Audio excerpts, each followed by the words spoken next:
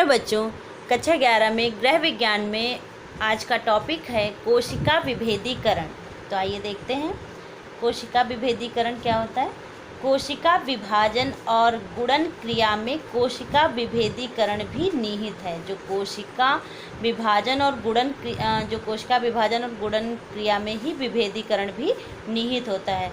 विभेदीकरण का मतलब क्या होता है कि विभेदीकरण का मतलब है कि किसी भी कोशिका का मॉडिफाइड होना, यानी कि एक सेल जो है वह दूसरे सेल में कन्वर्ट हो जाता है, दूसरे सेल में बदल जाता है। तो यही कोशिका जो है विभेदीकरण है, यानी कि one cell type to another cell type, दूसरे सेल से दूसरी कोशिका में कन्वर्ट हो जाता है और ज़्यादा स्पेशलाइज और ज़्यादा कार्य बढ़ जाता है।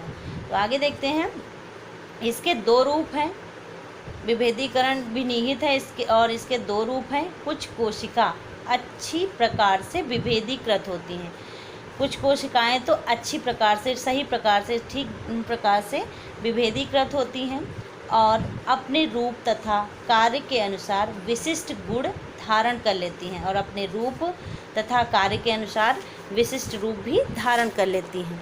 जैसे रक्त की कोशिका अपनी आकृति, आकार तथा कार्य के अनुसार तंत्रिका तथा पेशी कोशिकाओं से भिन्न होती है।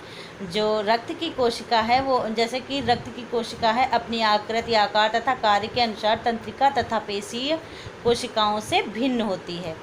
विभाजन क्रिया के अंतर्गत जो विभाजन क्रिया होती है उसके अंतर्गत कुछ कोशिकाओं में विशेष प्रकार के कार्य करने की क्षमता क्षीण हो जाती है। जो विभाजन की क्रिया होती है कोशिकाओं में, इससे कुछ कोशिकाओं में विशेष प्रकार के कार्य करने की जो क्षमता है वो क्षीण हो जाती है, कम हो जाती है, एकदम क्षीण होने लगती है।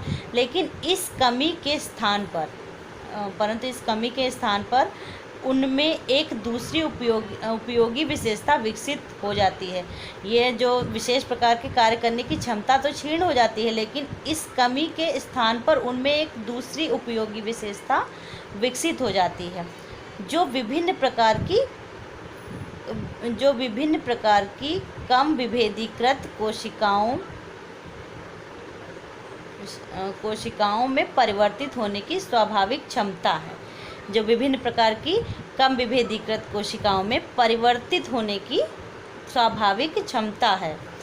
आगे देखते हैं कि शरीर के सभी ऊतक तथा अंगों में दोनों प्रकार की कोशिकाएं होती हैं। जो शरीर के जितने भी अंग होते हैं, शरीर के सभी अंगों और ऊतकों में दोनों प्रकार की कोशिकाएं होती हैं।